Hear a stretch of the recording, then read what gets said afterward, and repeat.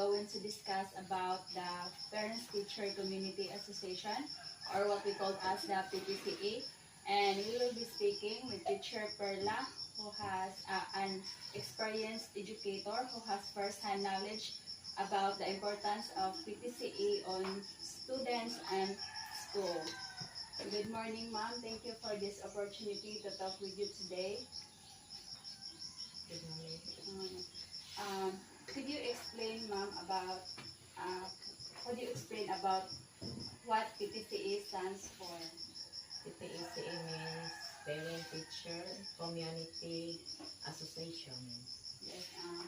What is the primary goal of PTCA? The primary goal of the PTCA is to be the partner of the teachers and the administrators to mold the students, and also with the needs of the students. How does PTCA benefit students? So they are there to support the school and its education program. So they are there to promote not only the well-being of the students, but as well as the teachers. Yes. So how does what are some activities or projects that PTCA currently involved in? So projects, so of course the mga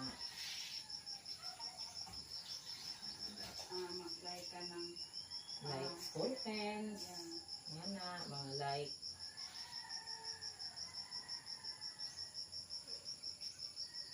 contributions of the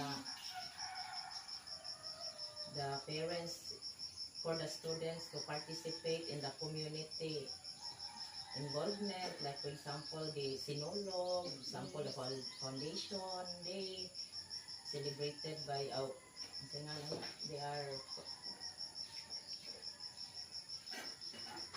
programmed by the LGU. Yes. So why is it important that parents that's the one nila song. So why is it important that that parents are involved in PTCA? Of course, they are very important because the students there are their children. So it's not only the teachers and the administrators who will mold them. Primarily is the parents. Yes. Thank you, ma'am, for your insights, your dedications to the PTCA and our school community is truly inspiring.